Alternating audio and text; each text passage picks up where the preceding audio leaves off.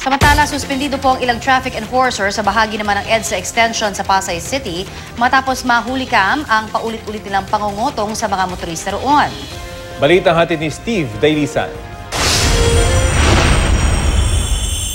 Masdan ang Pasay traffic enforcer na nahulikam sa CCTV camera ng MMDA. Pinarang isang sasakyan, nilapitan ng motorista, inilabas ang paniket at kinuha ang lisensya ng motorista.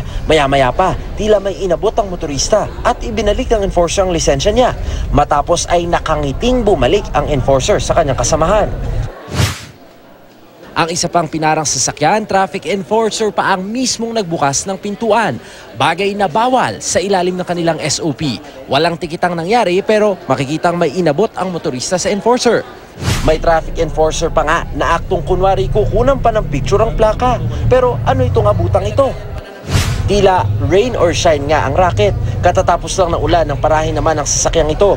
Gaya sa iba, may tila inabot ang motorista bago ibinalik ang kanyang lisensya. Ang isang ito, taxi naman ang tinarget. Titikita ng tsuper pero nang may iabot na ito sa enforcer, kaagad ibinalik ang lisensya. May kung anong bagay ding inipit ang enforcer sa paniket.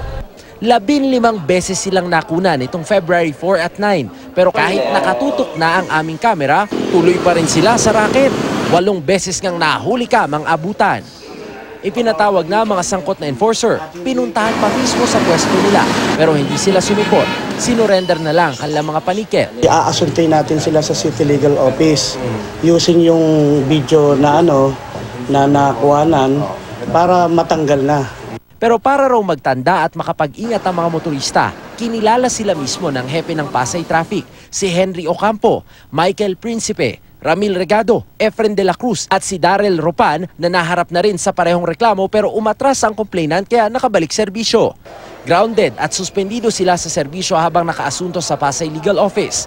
Hinanap namin sila sa kanilang opisina at sa pwesto kung saan naka-duty pero hindi na pala sila pumasok. Speechless sila. Siyempre, pagka yung nahuli mo sila sa acto na yun hindi na sila pwedeng mangangatwiran pa.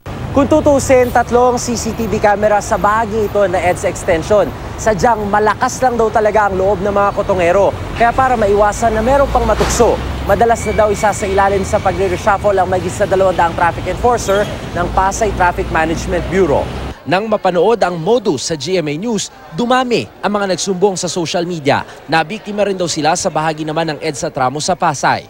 Ang sino mang nabiktima, maaari raw magsumbong sa Pasay Traffic sa telepono 542-8225. Steve Dailisan, GMA News.